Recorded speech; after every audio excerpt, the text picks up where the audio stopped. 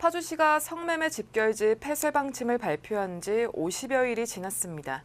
집결지를 단속하는 강도가 강해지면서 파주시와 종사자들과의 갈등은 더욱 깊어지고 있는데요. 네, 현장의 목소리를 듣고 해법은 무엇인지 짚어봤습니다. 계속해서 전병천 기자입니다.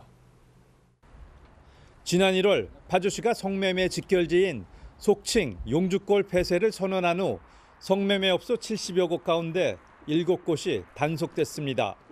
게다가 감시초소가 설치된 후 야간 순찰이 강화돼 출입하는 사람들의 발길이 뚝 끊겼습니다.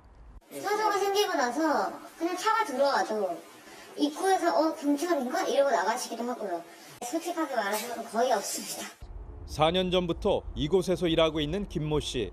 부모님과 병원에 입원한 언니에게 매달 수백만 원의 생활비와 병원비를 보내야 하는데 당장 앞길이 막막합니다. 저는 이제 부모 사업빚도 그렇고 이제 저희 아픈 언니도 그렇고 그냥 한 달에 그냥 숨만 쉬어도 다달이 내가 가족한테 나가는 돈이 500인데 단속에 대한 불안감에 그만두고 싶을 때도 있지만 생계가 달린 문제이기 때문에 이곳이 문을 닫는다면 다른 직결지로 옮기거나 비슷한 일을 할 수밖에 없다고 토로합니다.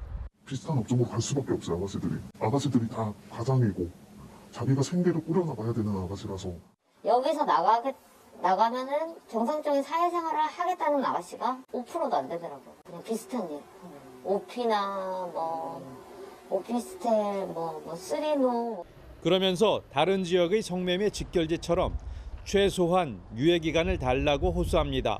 저희한테는 그냥 기간을 주셨으면 좋겠어요. 동두천도 협의 중이고 평택도 확실히 된 건 아니지만 지금 영업을 하고 있고. 그 어느 정도의 적정선을 맞춰서 그리고 그 기간이 되면 우리가 스스로서 나갈 수 있게끔. 결국 성매매 여성 스스로 자활 대책을 마련할 시간을 달라는 얘기입니다. 이와 관련해 파주시는 상반기 조례를 제정해 빠르면 하반기부터 생계비와 이주비, 직업훈련비 등을 탈성매매 대상자들에게 지원한다는 입장입니다.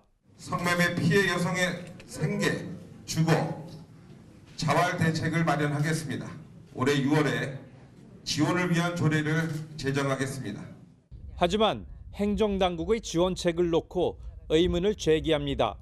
먼저 폐쇄만 서두르면서 당사자와 소통 없는 일방적인 지원책은 문제가 있다고 주장합니다. 먼저 대화를 하고 우리랑 얘기를 한 다음에 우리의 입장도 생각을 해보고 그런 다음에 이제 조례를 편성을 하고 얼른 이렇게 했었어야 되는데 공권력을 먼저 투입을 하고 나가게끔 위원회 조성한 다음에 지금 조례를 하신다는 거 아니에요.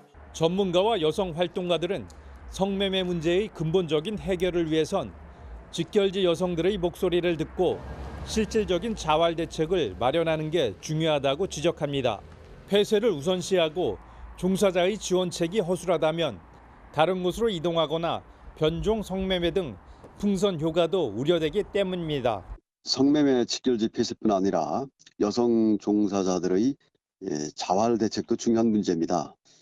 사회적 약자인 종사자들에 대한 실질적인 지원 대책이 없다면 비슷한 업종으로 옮겨가는 풍선 효과를 낳을 우려가 높거든요.